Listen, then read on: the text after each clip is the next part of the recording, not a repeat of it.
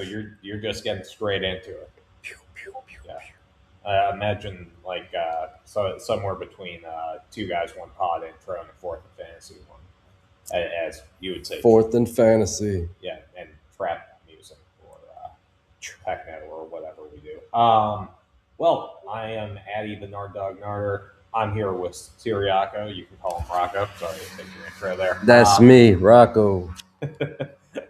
And we are talking Senior Bowl. We are actually in the same room. You get to see our whole bodies. Um, very sorry, at least on my end. Hey, I never thought that on the podcast my man boobs would be readily apparent and available, but here they are for all of you. Oh, you're at least a Vika. So we're breaking down Senior Bowl prospects. We've been watching. We aren't watching the tape. We were watching in person at practice today, so you don't have to. But I figure we break it down by position here. We got some good ones. I think that we can probably both agree that the most impressive quarterback today was Kalen Green out of Arkansas. Yeah. I mean, 6'6", live arm, has some movement skills. I liked what I saw. He just looked different than everybody else out there. So I would like to see him get drafted onto a team as a project and just kind of let him sit for a few years, let him learn behind any whatever established quarterback you have. And if you get him in the right system, you might really have something in a couple years. But he's got all of the measurables that you would want in a superstar quarterback. He just needs to rein it in and get some training, like our guys at the dojo say. Yeah. I mean, the footwork definitely was something to watch out for. Like the only guy that was a little bit worse was Luke Outwater out of Illinois, but he came in this season, 12 games, had 780 rushing yards, 8 touchdowns, ended up with like 2,719 passing TDs, 11 INTs.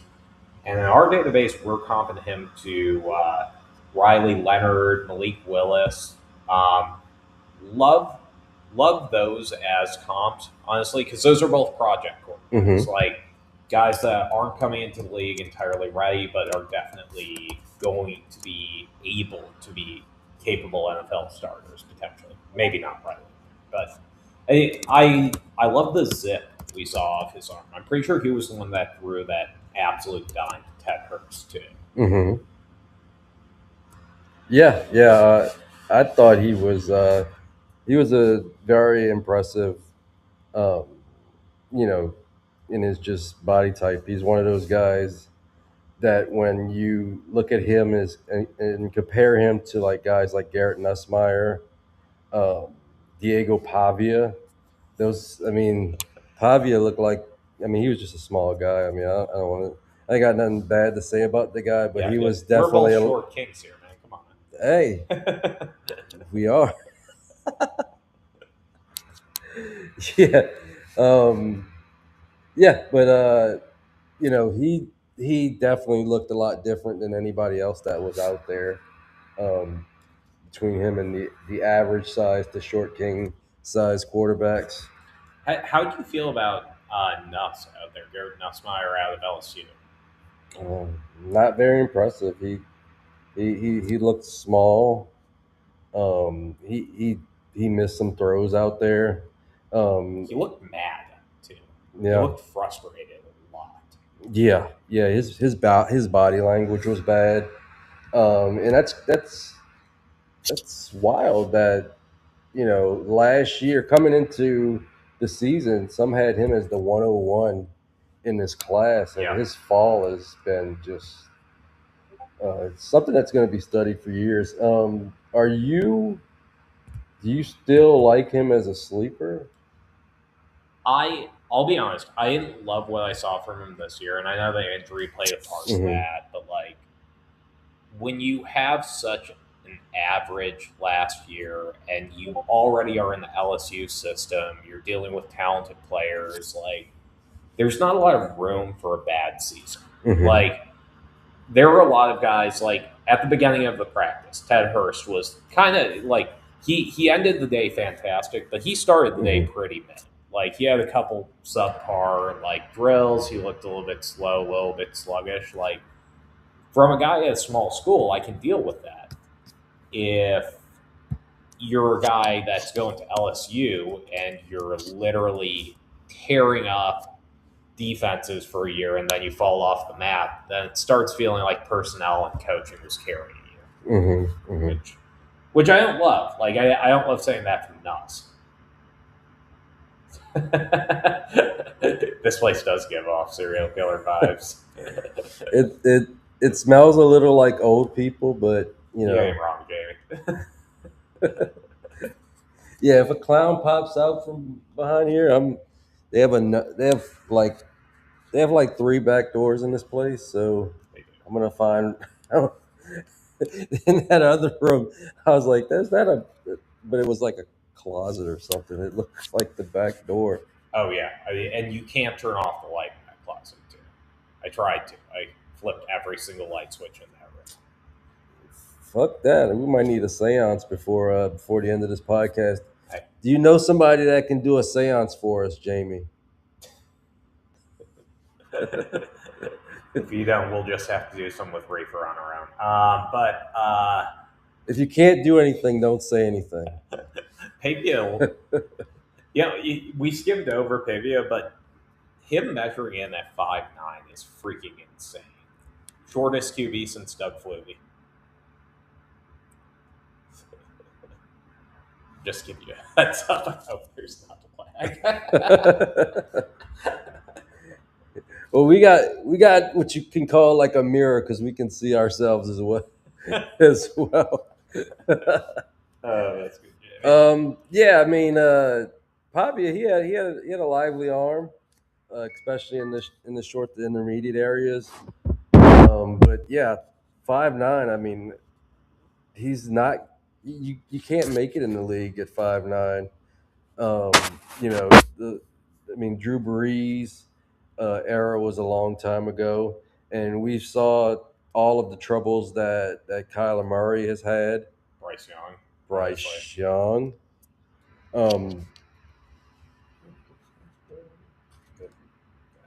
heard it too. We're just going straight by it. Fuck, if we get murdered on this podcast, we got a witness. We better get some views. Though. We got one witness. Well, I mean that was basically the quarterback. So like we could talk about Atwater. He had an okay arm, but honestly, I think we're talking ceiling like long time backup. I don't think starters is wheelhouse. Taylor Green was the only guy. Baker is short, Jamie, but like he ain't that short. He's not 5'9". He's about 6 foot. He just looks stockier because he's 6 foot and 250. But says he's 6'1" with my Google machine. 6'1" in cleats. But quarterbacks, I thought they were fine. Wasn't terribly impressed. For running backs, I didn't get to see Katron Allen and Nick Singleton. How did the Penn State guys look? They look pretty explosive. I think Katron Allen measured out as the second fastest person by miles per hour, and I know that was some people didn't think he was athletic enough, but he looked plenty athletic today. He ripped off a couple long runs. Singleton did too. I mean, you got to take that with a grain of salt because, I mean, nobody was really like tackling out there. Yeah. So like hard to evaluate right now. Hard to evaluate. Yeah. So you would see guys break open, but you'd also see like defenders pulling up and like not laying into them, not really tackling them. So they had a nice couple runs. They looked explosive, and that's where they got their 19.7 in the miles per hour. Both of the guys were in the top 5. I was a little surprised that Katron Allen ran faster with his fastest run than Singleton. But yeah, I mean, they look the part, but they need to look the part in Mobile because they're two of the biggest names, you know, out of anybody. So if they don't look good, then we probably should be selling at this point. Yeah, that's my thought too. I mean, I, I see Jamie here throwing some Singleton propaganda in there. Love that. But I don't know, man. Like I didn't think that the Singleton film was that much better than Katron Allen's, Hmm. and Penn State definitely manufactured them more touches. Like they were getting the ball all the time. Hmm. Personally, in my ranks, I still have Jeremiah Love obviously above. I have Jonah Coleman. I have Emmett Johnson. Hmm. Like Jadarian Price is kind of at the edge for me there. McGowan's kind of on the edge for me there. Like I think McGowan actually might have been there in the morning practices, but I think he was, yeah. yeah, I mean he runs like Isaiah Pacheco. That guy is just pounding his feet into the ground. Like I want to see one of those guys come out and turn out to be an adequate, if not above average, running back. Personally, I have my money on Allen, but Singleton like really could end up being a standout player in the league because he is the size of prototypical NFL running back, like 6 foot, 225. He he had a pretty nice year, 13 rushing touchdowns, 549. But I don't know, man. Like in my preliminary comp model, I had Zach Evans as comp, Ty Chandler, Will Shipley. Like those are like awesome running backs. Like they managed to make it into the league. They have roles, but those are also like not the guys that are toting ball 200 times for your offense. Hmm. I mean, there's not many of those guys, in the league at all. That's why you have to kind of hoard those guys. I'm still intrigued with both of those guys. Um, I think I think I think you have to kind of invest in athleticism. And Singleton was a highly recruited prospect, 5 star. Um, and I wonder if he can be one of those guys that are better in the pros. That could happen. I mean, Katron kind of really overshadowed him this year. Like 1,315 is a lot better than Hmm. 513, but like he he could definitely have a role. I like the Judkins Henderson comparison that Jamie's thrown in the chat. I kind of see it. The only difference is I feel like there are two Hendersons in this one. Like I look at both guys as guys that'll take a bit to get their footing in the NFL. I Hmm. don't necessarily think either of them are going to walk into a workhorse opportunity off the bat. Yeah, I mean, they at this point they're likely not getting the draft capital to start early. Yeah. So I think those are guys you're going to have to kind of stash. Yeah. The only other one that stood out to me in the later window, because we got to see the retread names a bit more, the Indiana running back, Virginia Tech, and we also got to see Mike Washington out of Arkansas. Played with Kalen Green. Had a pretty nice practice. The biggest thing I caught there, because Mike Washington's 6'2", 225, quality running back, like comps pretty well in our model to like Raheem Sanders, Dontrell Hilliard, Rashid Ali. I mean, like not high end talent, but Hmm. guys that have actually managed to get a role in an NFL offense. I was pretty impressed because I didn't think I'd see a lot from him, but he does have like the important metric that we say for running backs coming out of a college. Like he had over 25 receptions. Hmm. He got 28 for 230 and one. That's pretty good. And coming from Taylor Green, who definitely wasn't eyeing the check down very often, to be honest. Like I I was pretty impressed, and I think he could actually carve out a role into an NFL offense too. That being said, definitely not in the same tier as Singleton or Case Cornell. No. I mean, those guys got the cachet of having played for Penn State, and somebody's gonna buy into Nicholas Singleton's elite athleticism. So I think he may sneak into like the third round, or possibly even the early fourth round. And he's going to have a role for somebody. So um, he's a guy I'm intrigued with. Yeah. But I've sold most of my, most of my seconds in late first. So I don't know Same if here. I'm going to have too much Singleton. Hey, you'll have a lot of Mike Washington in the fourth and fifth. See, I always wind up with a bunch of thirds, fourths, and fifths because I start selling every my guys on the nickname marketplace Yeah. right after the season. I have to set that up actually.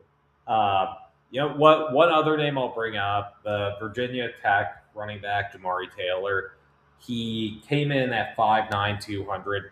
Definitely looked significantly smaller than all the guys we've talked about, Mhm. but I will point out that his main comp in our database is Daryl Henderson, and I tend to like running backs that look a lot like Daryl Henderson. Not to say that Henderson had a standout NFL career, he really didn't, but like that guy did show a bit of pop. He was the one who got that big hit on the linebacker late in the day. Definitely a smaller running back. I was at least mildly impressed by him, and I thought he played okay in the pass game too. But we should probably move into receivers because that's the most fun one. And who you want to start us with here? I have a guess. I was I can see your computer screen. To be He fair. could see. Spoiler alert! He could see my computer. I was impressed with Jacoby Lane. I thought he had pretty good feet for a big guy.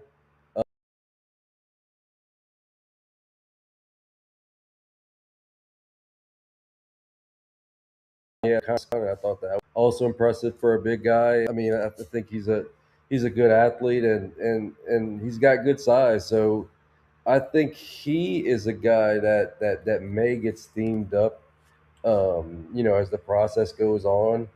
But yeah, 745 yards, only 4 touchdowns, but he did play with Makai Lemon, and I think that kind of that kind of overshadowed him a little bit. But I think he's very good in his own right, and he's coming out as a true junior, so he's very confident in himself. When you got a lot of these guys with the NIL money are all going back, he believes in his talent, and he's bringing his talents to South Beach. Yeah. I mean, I would love, to be honest, team that I would love to see him on is the New Orleans Saints. Like, you guys could use a high tier 6'4", 200 receiver. Mhm. He fits that offense. He's the best version of Devon Bailey. Like, he is able to make some crazy plays, and he looked so freaking polished.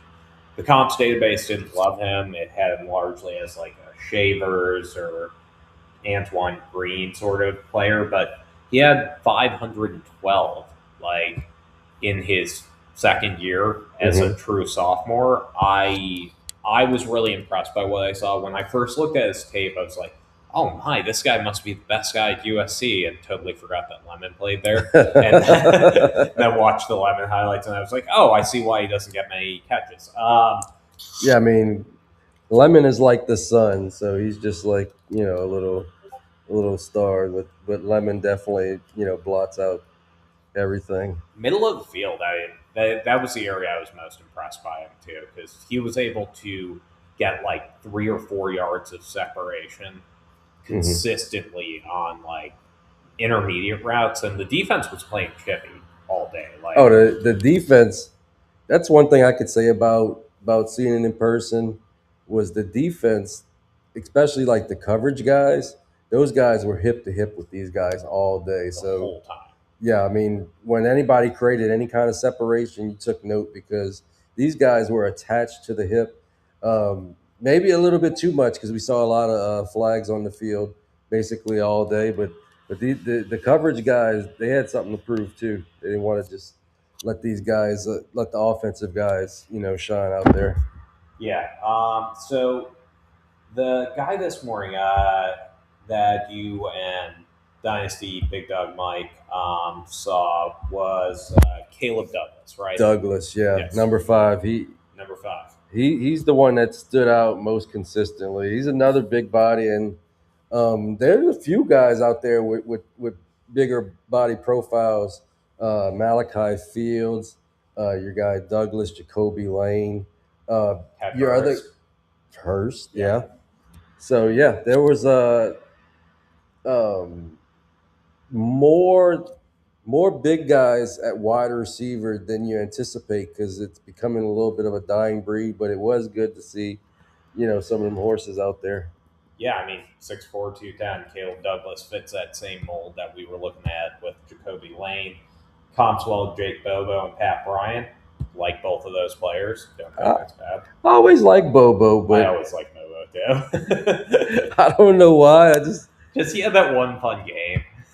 he seems like he could be better, but it's like they're just cool with him being like the number 5. Yeah. I mean, I get to see Caleb Douglas, so I'm going to keep it short on that one just because I can't throw in too many talks there. But, everyone's sleeper darling has quickly become Ted Hurst. I don't know if you've been following the Twitter sphere, but Chev's been spewing some nonsense on. Who's that, Chev? Chev's been on there quite a bit. I try to catch Chev's tweets. Yeah. I saw a bunch from Player Profiler too, like all over the place. Small school guy out of Georgia State, 6'3", 190. Smaller frame, but he doesn't look it. To be honest, Like he looked about the same size as Jacoby Lane. Started the day a little rough, but ended the day with that crazy one-handed catch in the end zone that I almost got recorded. But he had 71 for 1,006 this year. Second season, first season had 909, and he comps well to Romeo Dobbs and Michael Gallup in our model, which is pretty awesome. Like I really like both of those for a small school player going into the league. Like his other comps are smaller school players like Keelan Doss, Brownlee, but I think we could see him really make a name for himself and climb up the board, especially after what we saw in the Senior Bowl practices, where Mike was actually telling us that Harold Fannin started his Senior Bowl a little bit slow, and ended off with a fantastic run towards the end of that last year. So, it makes sense because these guys are human beings. They may have also just got off a plane. They're not used to the professional lifestyle just yet of flying all the time. And it's a new experience, and there's got to be nerves. That a lot of these guys, their whole future hinges on how they play. In these practices, and that can help them.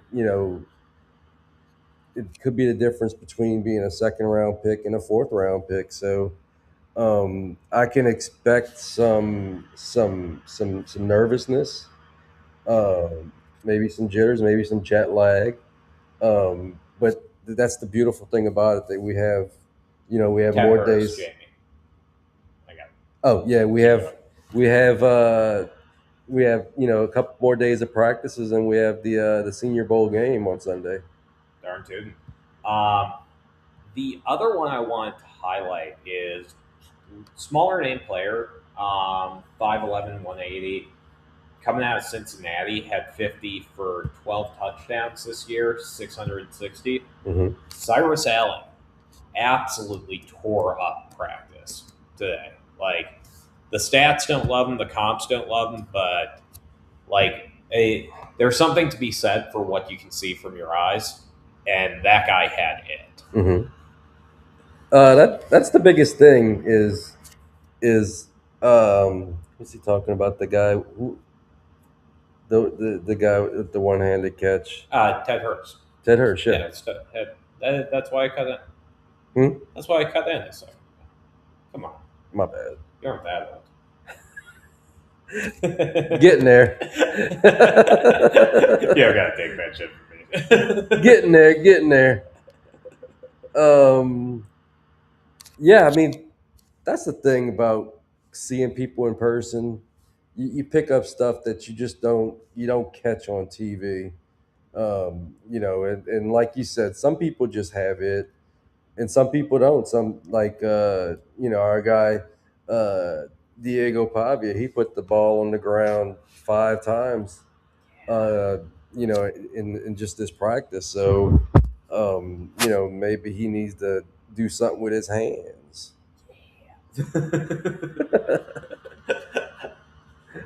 I'll throw in one more here for Barry Brown. He played all right. Comps to Hunter Renfro in our modeling. Braxton Berrios is another comp.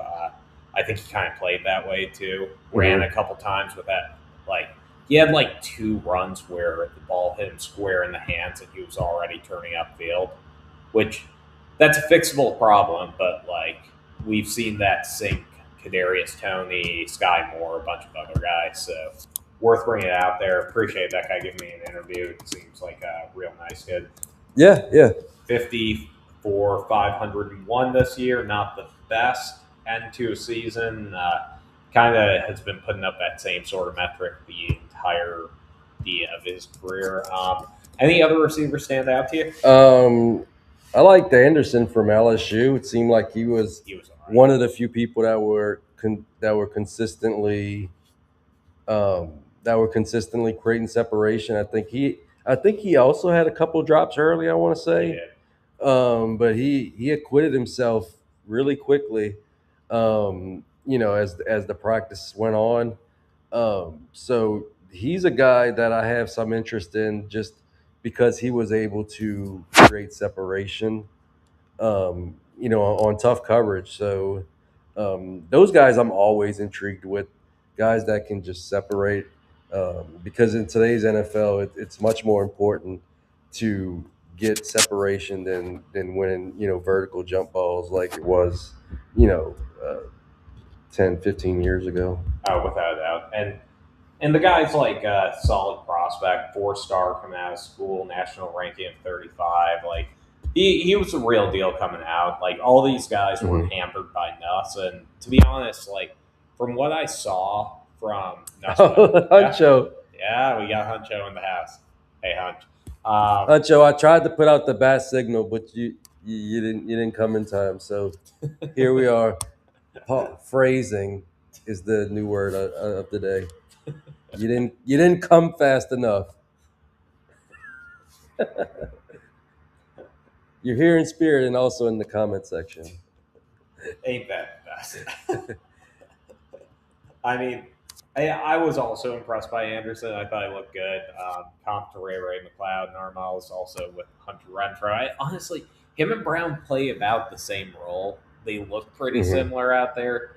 I thought he looked all right as well. A lot of slot receivers that I thought were above average during this. Not all of them came out and played as well. Like for that's why Cyrus Allen has a spot for me because it's like when you see it, you're like, oh damn, that's kind of there.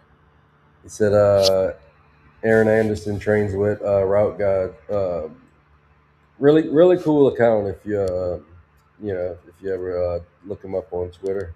X.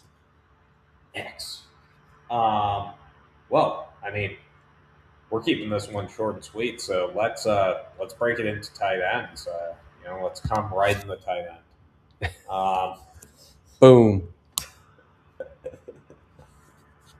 That's what he said. Okay, that works. Well, the main guy that I would want to talk about here is pretty firmly like not the Ohio State tight end. I believe that was Claire. He looked absolutely mid tier throughout the entire day. Yeah, he didn't. He didn't look. He didn't look that impressive. Maybe we'll give him a couple days to acquit himself, but he Yeah. did not look like the best tight end out there. No. Jolie looked okay this morning, I heard. Yeah, yeah. He looked pretty good. His film didn't do it for me this year. That's the reason that I wanted to bring it up because I want to see him in person because I hear his athletic profile is better Mhm. than it looks on tape. Yeah, he didn't look quite as big as I thought he would be. He looked a little bit smaller, but um, yeah, he had some nice plays out there.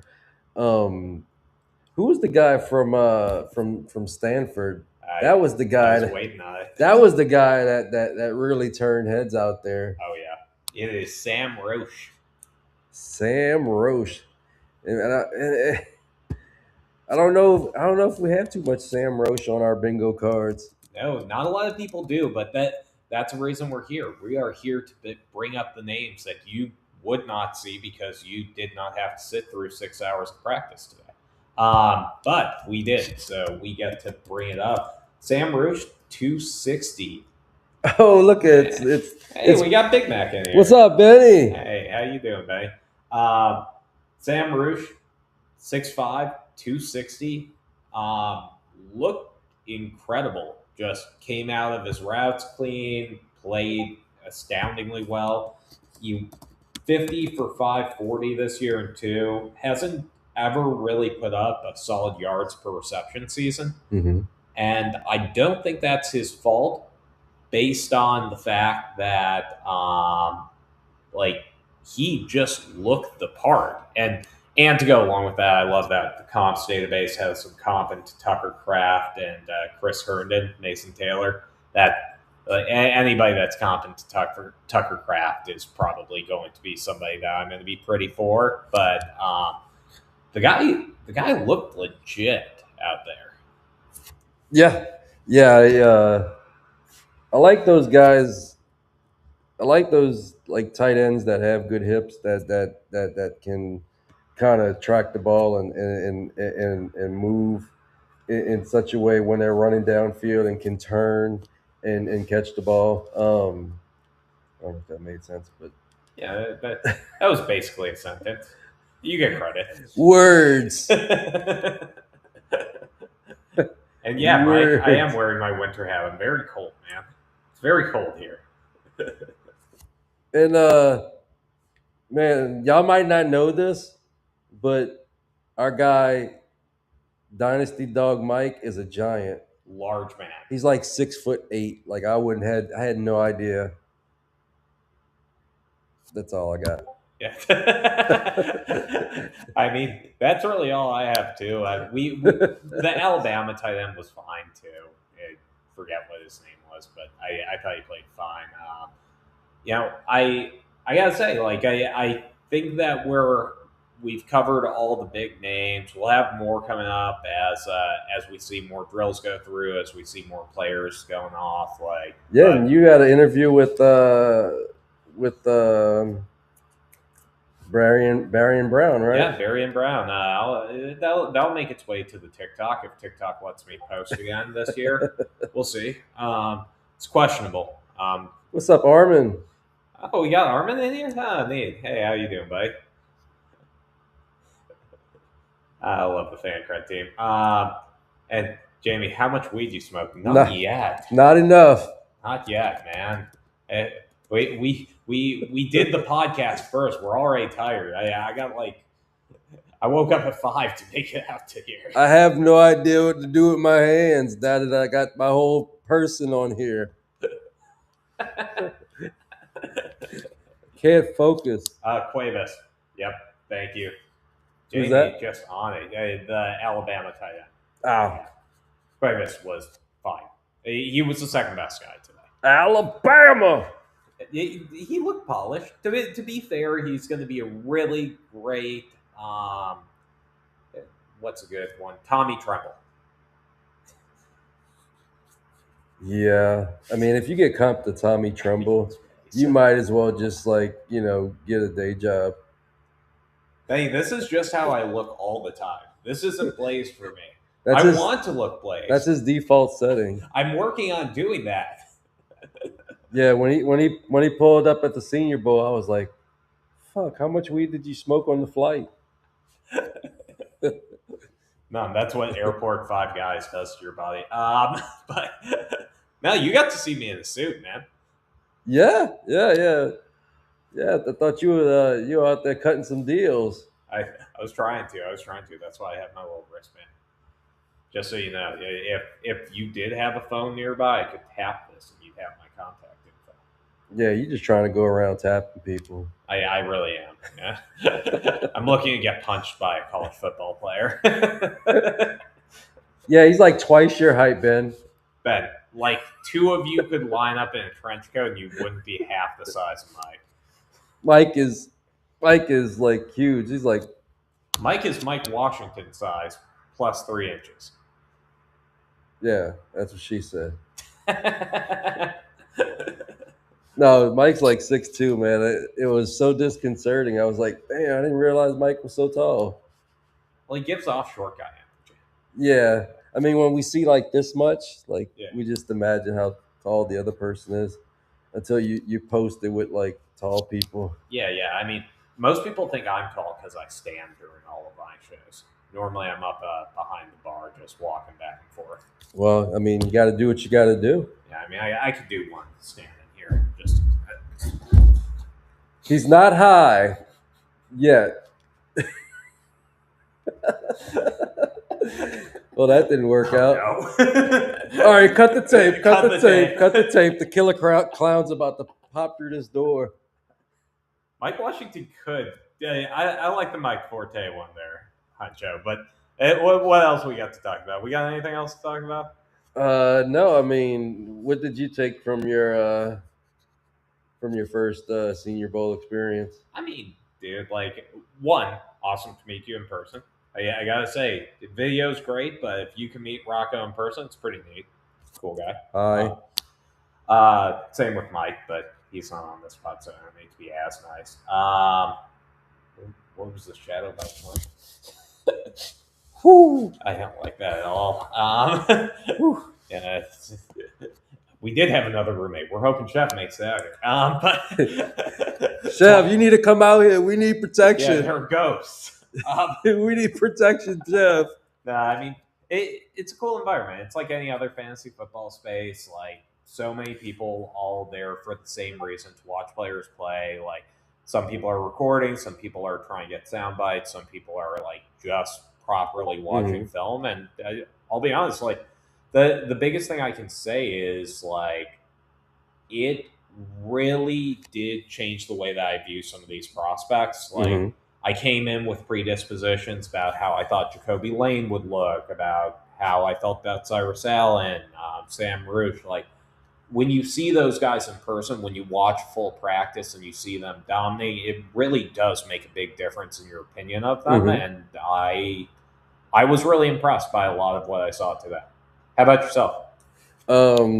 I just thought it was cool to have like so many people like in our stratosphere, like from the players on the field to the people, the professional people like Ian Rappaport like walked in front of us, to having the agents basically basically get confused about what line they should be in.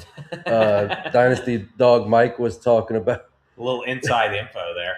Dynasty Dog Mike was talking about how Drew Rosenhaus was talking about like a $20 million contract in line before he realized he was in the wrong line. So it's cool to like be rubbing elbows with those people, but also they're not like see themselves as like better than you. Like you can just strike up a conversation with them. Yeah. You sit there, you're commenting on what you saw, and like three people look back and say, yeah, that was such and such. Yeah. And so like it's just the community thing of it, I think, is what I'll take from it. Just kind of we make podcasts, we make fantasy football content, but sometimes you can be like kind of closed in that. You can, be with your certain community, recording at your house, but to get out there with everybody that you could ever, you know, look up to, love their content, whatnot, and all of those people be in the same roof. I just thought that was really cool. Yeah, I totally feel you there.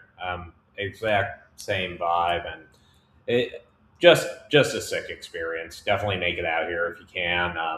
Good excuse to go to Mobile. Definitely, and a town with amenities. The wife said I'm all right. I was gonna say, right, Rachel, the wifey there. Yeah. Well, I'm glad your wife doesn't get confused for a bot in the chats. Lauren's still figuring out how to use the chat functions on YouTube. How can you see in Huncho's house, Jamie? He said that Huncho has a shadowy figure by the open door.